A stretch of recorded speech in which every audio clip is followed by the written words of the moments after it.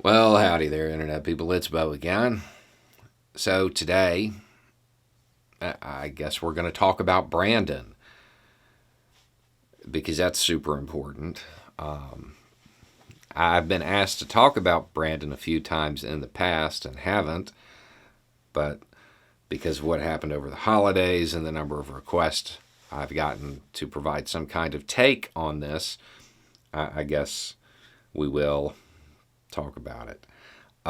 If you have no clue what I'm talking about, which is probably most people watching this video, I guess in the cool kids conservative club, saying "Let's go, Brandon" is a method of expressing displeasure with President Biden. Okay, as far as that goes, yeah, he's the president of the United States. Criticizing him is good. You're allowed to. It's important to criticize your leaders. I mean, I would prefer people do it with actual criticism rather than some juvenile chant, but whatever. I don't really have a problem with the overall thing. I do find it kind of funny that the same people who were walking around for the last 5 years or so going, all liberals do is say orange man bad, are quite literally chanting something like that. But nobody's ever going to accuse them of being self-aware, so it doesn't matter anyway. The event that happened over the holidays was that President and Dr. Biden, they were doing one of those tracker things where, they follow Santa's path, and there were call-ins. And the President of the United States took the time to talk to this family. And at the end of it, the dad said, "Let's go, Brandon." And, yeah, Biden, he's like, "I agree. Let's go, Brandon." And people are taking that a whole bunch of different ways. Some people are saying, well, he was just being classy. Some people are suggesting it's proof he's some doddering old man that doesn't know what's going on.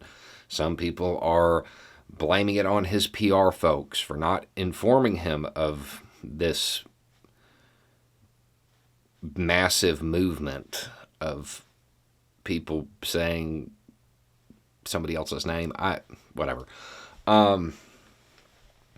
And some people are suggesting that it was more of, why don't you come do that? My personal belief is that when this started forever ago, that his PR people probably did brief him on it and say, hey, this happened. This was said, this was chanted, it was caught on the news.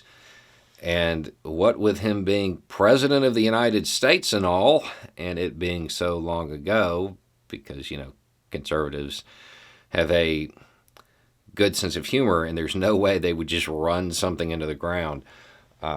He probably forgot about it. Not because not because he's old, but because it happened forever ago, and it's kind of irrelevant. It's not really a big deal. That would be my guess.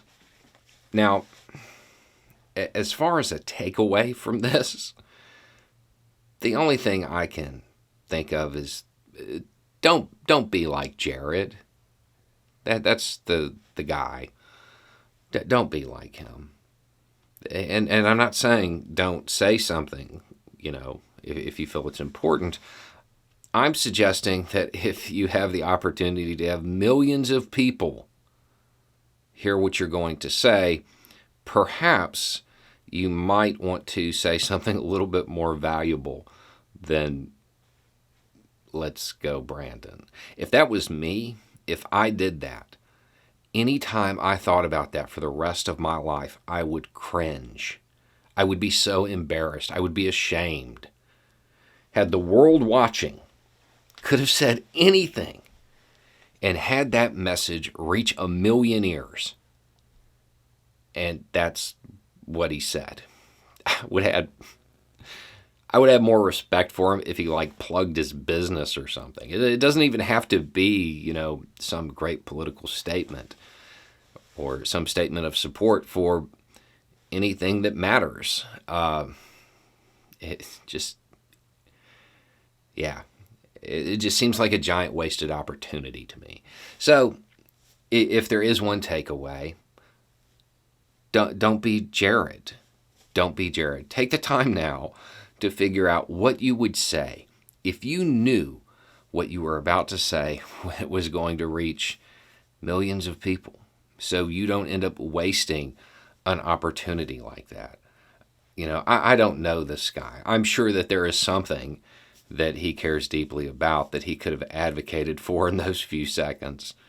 But maybe not. Yeah. So there's my take on Brandon. It's irrelevant. It's silly. It's a real life version of Orange Man Bad. Anyway, it's just a thought. Y'all have a good day.